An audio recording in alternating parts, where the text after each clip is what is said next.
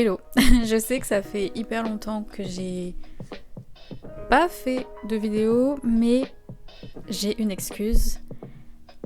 J'ai enfin fini mon premier brouillon. Voilà. Si jamais c'est la première vidéo que vous voyez de moi, déjà bonjour, je m'appelle Mathilde et j'écris un roman de fantasy pour adultes. Et j'ai enfin terminé mon premier brouillon. Et maintenant, qu'est-ce qu'on fait en fait? C'est littéralement le but de cette vidéo. Je sais pas si vous écrivez, si vous venez de terminer votre premier brouillon comme moi, si vous êtes en plein milieu, si juste vous posez des questions de ok j'écris mais après on fait quoi? Bah je vais essayer de répondre à cette question dans cette vidéo. Avant de plus parler des difficultés et des conseils que j'ai à partager, je voudrais juste présenter un petit peu le projet pour rafraîchir la mémoire à ceux qui me connaissent sur cette chaîne et un peu plus me présenter pour ceux qui sont pour la première fois sur cette chaîne. Donc comme je disais, j'écris un roman de fantasy pour adultes. La particularité de ce projet pour moi est que j'ai plusieurs points de vue. Donc en fait j'ai 3 points de vue, mais c'est quand même une narration à la 3e personne. Donc on se concentre vraiment sur 3 personnages. Ça s'inscrit dans une trilogie où du coup ce sera toujours 3 points de vue différents. Donc ce premier tome est sur 3 personnages, celui d'après sera sur 3 autres personnages, et etc. Donc voilà, donc c'est un peu le challenge de ce projet qui du coup, je dois quand même faire une histoire cohérente en ayant 3 points de vue différents, sans que ça soit... faut que ça soit équilibré, il faut que ça fasse du sens. Donc c'est assez compliqué. J'aurais pu faire juste un point de vue, mais pourquoi faire facile quand on peut faire compliqué? Donc voilà, tout simplement. J'ai déjà fait une vidéo sur ma chaîne qui parle un peu plus du projet en lui-même, je la mettrai du coup là, mais j'ai pas envie de m'attarder dessus parce que c'est pas trop le propos de la vidéo et je sais que en fait je vais partir et je vais parler pendant 40 minutes. Déjà, faire le montage de moi qui parle pendant 40 minutes, c'est un petit peu relou. Alors j'ose même pas imaginer genre si vous vous trouvez à regarder la vidéo. Donc je pense que je ferai une vidéo à part, vraiment peut-être update de la vidéo du coup que j'ai déjà faite, qui se concentrait plus sur le world building et les personnages parce que j'avais pas encore écrit le premier brouillon. Mais là c'est fait, donc du coup voilà. Mais je vais peut-être vous mettre un petit mood board, genre là, sur l'écran. Si la moi qui édite pense à le faire, elle devrait le mettre là. Et sinon, il y aura juste un mème pour dire que je ne l'ai pas fait. Mais voilà. Et donc du coup, maintenant, pour rentrer plus dans le vif du sujet, déjà, l'écriture d'un premier manuscrit, qu'est-ce que c'est, pourquoi, qu'est-ce qu'on rencontre comme problème, quels sont mes conseils. Voilà, après, je base tout ça sur mon expérience. Donc peut-être que mon expérience ne résonnera pas avec la vôtre, ce qui est tout à fait ok. Et d'ailleurs, si c'est le cas, mettez-moi en commentaire comment vous abordez le premier brouillon parce que je suis extrêmement curieuse. Mais bref, tout ça pour dire que moi je fonctionne en 3 étapes. Donc pour moi, il faut à minima 3 manuscrits. J'essaie de pas en faire trop parce que plus on écrit et plus on se dit qu'il y a des trucs à corriger et on part en fait dans un cycle sans fin et on n'a jamais de manuscrit terminé. Donc je pars toujours sur 3 étapes. Donc la première étape c'est le premier brouillon, celui que je viens de terminer du coup, où du coup en fait c'est vraiment juste l'histoire. On y va, on se fie à son imagination, on s'en fiche s'il y a des trucs incohérents, si on fait des ellipses, s'il y a des trucs qui sont pas dits, tout ce qui est plot holes, etc. Vraiment, c'est le dernier de nos soucis. Le plus important, c'est de partir d'un point A et d'arriver au point B. Vraiment, on raconte l'histoire du début à la fin. On sait d'où on part, on sait où on arrive. Et on s'en fiche. On s'en fiche de comment c'est dit, on s'en fiche de, comme je vous dis, de la cohérence, etc. Le but, c'est vraiment d'écrire en fait. C'est vraiment d'écrire l'idée que vous avez, d'écrire les scènes auxquelles vous pensiez au début et vous avez trop hâte d'écrire. C'est vraiment ça en fait. C'est vraiment écrire pour écrire. Vraiment. Ça, je peux pas mieux résumer. Donc ça, c'est le plus important et c'est le premier brouillon. Le deuxième brouillon, on relit. on note là où il y a des erreurs, où il y a des choses, par exemple, des choses qui sont redites, ou des choses qui manquent, des choses à supprimer. C'est vraiment là où on fait vraiment ce travail de construction en fait. Donc on reprend, on rature, on surligne, on annote, on fait tout ce qu'on peut. Et après on réécrit en partant toujours du premier texte. Et ensuite on corrige. Et le dernier brouillon en général c'est... Enfin si c'est bien le dernier... C'est vraiment, on reprend un peu le style, les phrases qui sont pas terribles. Enfin voilà, c'est vraiment on peaufine, si on peut le dire comme ça. C'est vraiment, on rend la chose belle en fait. Et voilà, tout simplement. Et pour moi, c'est cette troisième version qui peut vraiment être lue par des bêta-lecteurs, qui là vous feront des retours. Et suivant les retours que vous avez, soit il y aura des choses à modifier, si vous voulez en tenir compte, mais en général, quand on a recours à des bêta-lecteurs, c'est pour ça. Ou tout simplement, juste, il y a peut-être des coquilles que vous aviez pas vues, et du coup on recorrige, mais voilà. Pour moi, 4 brouillons c'est déjà très bien. Je sais qu'il y a certains auteurs qui en font 7, 8. Moi, je sais que si je me lance dans ça, j'arrêterai jamais d'écrire et j'aurai jamais de projet fini en fait. Et c'est pas ce que je veux quand même avoir au moins un projet fini. Donc voilà, ma plus grosse difficulté que j'ai surmontée pendant l'écriture du premier brouillon, je pense... En fait, j'en ai deux. C'est d'abord le nombre de mots et ensuite le regard que j'avais sur le brouillon. Donc déjà... Suivant le genre qu'on écrit, il y a des grilles spécifiques, donc un projet doit faire entre temps et temps. Et en fait, je suis du genre à peu écrire. Par exemple, là, sur un roman de fantasy, on est en général entre 80 000 et 120 000 mots, donc déjà la fourchette est assez large et elle est assez élevée. Et moi, mon brouillon actuel fait moins de 50 000 mots. Mais pour la bonne et simple raison que je ne suis pas du genre à faire des coupes quand je réécris. Donc là, dans mon deuxième brouillon, je ne vais normalement rien couper, ou si je coupe, je vais réécrire derrière pour re-remplir. En fait, je suis du genre à remplir. Je fais du remplissage. Donc vraiment, je vais développer mes idées, je vais développer plein de choses. Et voilà. Là où certains vont écrire d'un coup 150 000 ou 200 000 mots, et là, il va falloir recouper et... vu qu'on coupe, il faut quand même que ça soit cohérent. Donc voilà, c'est juste qu'il y a deux approches différentes. Moi, je suis plutôt à remplir. Peut-être que vous êtes plutôt à couper. Donc chacun son truc. Mais voilà, et en fait, j'avais une certaine pression là-dessus. Je me disais, il faut absolument que je sois à tant de mots. Parce que si je suis pas à tant de mots, je vais devoir beaucoup écrire. Et le deuxième brouillon, j'ai pas envie de tarder. Enfin voilà, j'ai aussi un peu ce problème de temps. Et je pense que je suis pas la seule à un peu me dire, je sais pas si c'est aussi une question d'âge et un peu de génération, parce maintenant qu'on a les réseaux sociaux où on se compare énormément, il y a tellement de créateurs de contenu qui écrivent, il y a tellement d'écrivains qui postent leur processus, moi la première, et on a tendance à se comparer et à se dire que un tel a écrit tant de mots, et justement j'ai eu ce commentaire sur un de mes TikTok. D'ailleurs, si vous ne me suivez pas sur TikTok, vous attendez quoi? Mais j'avais posté en gros que j'avais atteint 25 000 mots, du coup en un mois je crois, je me rappelle plus exactement quand, mais en tout cas j'avais réussi à atteindre les 25 000. Et quelqu'un m'avait répondu en commentaire mais comment tu fais, moi j'arrive pas. Et en fait sur le coup je me suis vraiment... Enfin j'ai répondu instinctivement en me disant mais... Enfin, on n'a peut-être pas le même rythme de vie, on n'écrit pas le même projet, et puis on va chacun notre rythme, etc. Et je me suis dit, mais si je dis ça à quelqu'un, pourquoi je me le dis pas à moi, tout simplement? Et en fait, à partir de ce moment-là, je me suis vraiment dit, en fait, il faut que j'écrive à mon rythme, comme je le sens. Et peut-être que je vais pas avoir beaucoup de mots pour ce brouillon, mais je sais que je vais faire du remplissage derrière, donc c'est pas grave. On verra au moment où on sera à la relecture. Pour le moment, on n'y est pas. Continue d'écrire. Et voilà. Donc déjà, il y a cette pression sur le temps et la comparaison et le nombre de mots, etc. que j'ai réussi un petit peu à surmonter. Et ensuite, c'est vraiment ce truc de perfectionniste en fait.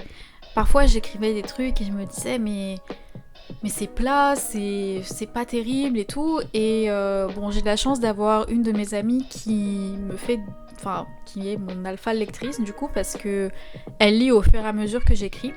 Elle n'attend pas que le projet soit terminé. Et je lui envoie des messages, je lui disais non mais là franchement c'est pas fou et tout, franchement c'est plat, ça c'est nul, etc. Et à chaque fois, enfin elle est adorable et elle me dit non mais c'est bon ça suffit, arrête de dire ça. Et c'est vrai que, enfin déjà on est amis donc elle va pas me dire oui ce que tu fais c'est nul alors que je suis qu'au début. Mais enfin en fait j'ai trop ce besoin d'écrire un truc incroyable dès le début alors que je sais pertinemment que ce n'est pas possible. Aucun des livres que je lis, dans mes livres préférés ou même les livres que j'ai pas spécialement aimés, on lit jamais le premier brouillon. C'est toujours, je sais pas, le 5e peut-être brouillon. Il y a tellement de gens qui repassent, qui relisent, qui font des commentaires et puis tu réécris et enfin, si on compare le livre publié et le premier brouillon, ça n'a rien à voir. Et je le sais, mais pourtant c'est quand même assez difficile de surmonter ce truc. Et là je pense que je suis sur la bonne voie là-dessus et j'espère que en disant ça, je vais allumer une petite alarme chez vous si vous avez un peu ce type de pensée. Donc je dirais que ça c'était mes 2 grosses difficultés. Sinon en termes de rythme, j'ai réussi à avoir des bonnes habitudes et je vais pas trop m'attarder là-dessus non plus parce que c'est pas le sujet, mais surtout parce que j'ai envie de faire une vidéo vraiment à part sur les habitudes d'écrivain, donc qui peuvent fonctionner et comment se motiver, comment trouver de l'inspiration. Donc ce sera une autre vidéo et si je le fais pas ici, je le ferai sûrement sur TikTok que je relayerai ici dans tous les cas. Mais voilà, donc je vais pas m'attarder là-dessus. Mais aussi j'ai la chance d'être assez libre et du coup d'avoir beaucoup de temps libre, donc je peux écrire. Donc là mes presque 50 000 mots, je les ai écrits en 45 jours, donc pas 45 jours d'affilée, j'ai pris beaucoup de pauses. Mais si, parce que j'ai un tracker et j'ai compté le nombre de jours où je me suis posée et j'ai écrit. Même quand j'ai écrit que 30 mots, même quand j'ai écrit que 3 mots, vraiment j'ai compté. Et en 45 jours, j'ai réussi à le faire. Et pour certains, c'est la discipline, donc c'est le fait d'écrire tous les jours qui fonctionnera. Pour d'autres, c'est une fois par semaine, se poser 4-5 heures, écrire. Et voilà, donc maintenant il y a 2 choses que je voudrais vraiment aborder. Déjà le entre-deux manuscrits. Et ensuite vraiment qu'est-ce que je vais faire concrètement dans le 2e manuscrit. Mais déjà quand j'ai terminé vraiment j'ai écrit les derniers mots de mon premier manuscrit, je me suis posée. J'ai ouvert une page sur Obsidian. C'est un logiciel où vous pouvez faire des... C'est un peu comme Notion mais sans l'IA du coup. Et en fait on peut faire des cartes mentales dessus. Et en fait là j'ai vraiment mis tout ce qui me passait par la tête. Donc les choses que je voulais modifier, les choses sur lesquelles je voulais me concentrer au 2e brouillon. Est-ce qu'il y avait des choses qui vraiment m'ont marqué pendant l'écriture, où je sais que j'ai eu du mal, mais je sais que je peux les corriger au 2e brouillon. Donc par exemple, j'ai mis renforcer le world building, parce qu'en fait j'ai fait énormément de préparation, et je trouve que dans mon premier brouillon, là, c'est pas trop visible. C'est très flou, et je sais pourquoi je l'ai pas fait directement, parce que comme je disais, je me concentre vraiment sur l'action et le dialogue, donc en fait le cadre, il passe un peu à la trappe. Donc je me suis mis ça, j'ai mis approfondir les personnages parce que je pense qu'on n'approfondira jamais assez les personnages alors qu'ils sont le cœur de l'histoire. Je veux dire, si vous continuez à lire un livre, c'est parce que vous êtes attaché aux personnages et vous voulez savoir ce qui va se passer et vous voulez... Enfin, il y a un lien qui se crée entre le lecteur et le personnage, donc ça pour moi c'est primordial. Ensuite, j'avais vraiment des thèmes distincts avant d'écrire, donc vraiment que j'avais identifié. Et en fait, quand j'ai commencé à écrire, j'avais toujours ces thèmes, mais j'étais plus réellement sûre de comment les retranscrire dans l'histoire. Est-ce qu'en fait je les voyais à travers les personnages ou est-ce que je les voyais plutôt dans le monde, enfin dans l'intrigue. Donc entre les deux jets, là, ce que je veux, c'est vraiment écrire sur mes personnages, n'importe quoi, sur mes thèmes. Donc vraiment, par exemple, un de mes thèmes, c'est la femme fatale. Donc voilà, j'ai un personnage qui représente vraiment ça. Et en fait, vraiment, pendant l'écriture, je me disais, mais en fait, comment moi je vois ça? Est-ce que je le vois comme la version traditionnelle de la femme fatale ou est-ce que je veux vraiment créer mon image de ce stéréotype? Je suis pas sûre que ça soit le bon terme. Mais du coup, voilà, je m'étais dit que pendant ma relecture ou un peu avant, je vais vraiment me poser et je vais vraiment écrire comme un mini-essai pour moi-même sur ces thèmes. Et d'abord la notion générale, puis ensuite, pour chaque personnage impliqué, qu'est-ce que ça veut dire, comment ça se retranscrit, quelle est sa vision en fait. Et comme ça permet d'approfondir les personnages et d'approfondir les thèmes. Donc ce qui au final rend super bien en fait, tout simplement. Donc voilà, y a de ça, je vais aussi beaucoup lire parce que j'ai vraiment du mal à lire et écrire. Donc en fait, si je passe ma journée à écrire, c'est vrai qu'après j'ai pas spécialement envie de me poser pour lire, donc je vais en profiter pour faire ça. Et en ce moment je lis Moi qui n'ai jamais connu les hommes, ou Moi qui n'ai pas connu les hommes, j'ai toujours un doute sur le titre. C'est fou hein, parce que c'est le livre que je suis en train de lire, de toute façon je vais le mettre là. Et franchement il est incroyable, je vais pas non plus m'attarder là-dessus. En fait mon problème c'est que vraiment je parle. Déjà je pense que je parle assez vite, et en plus de ça je parle dans tous les sens, et à chaque fois que j'ai envie d'exprimer une autre idée, il faut que je me restreigne et me dise non, ce n'est pas le propos Mathilde. Donc voilà, donc je suis en train de lire ça. J'ai bien envie de lire Poétique de Aristote, parce que je pense que ça va m'aider à avoir plus clair sur mon écriture et à être un peu plus critique sur mon manuscrit. Donc voilà, c'est mes lectures.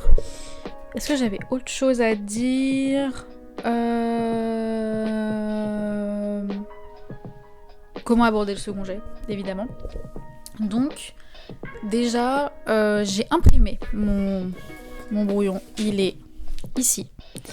Et j'ai vraiment besoin de le faire sur papier parce que j'ai besoin d'annoter, j'ai besoin de mettre de la couleur. Je sais que je peux le faire avec une tablette, avec mon ordi, mais j'ai vraiment besoin de ce contact physique avec la matière.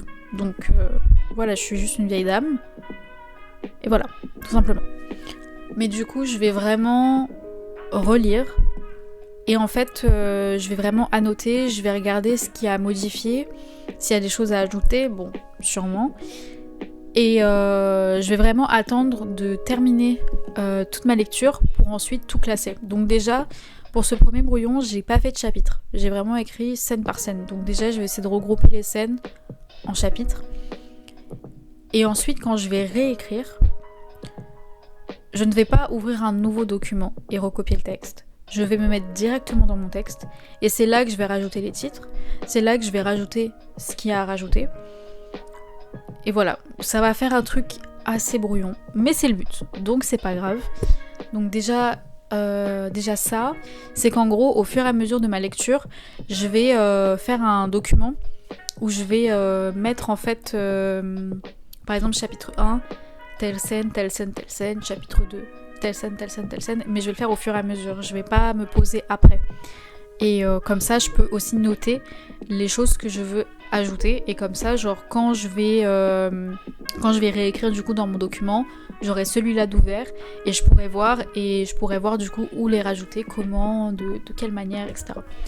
Donc vraiment, c'est le deuxième brouillon, c'est travailler dans le premier, mais en rajoutant des choses ou en enlevant, suivant, comme je disais tout à l'heure, si vous êtes plutôt à couper ou à remplir.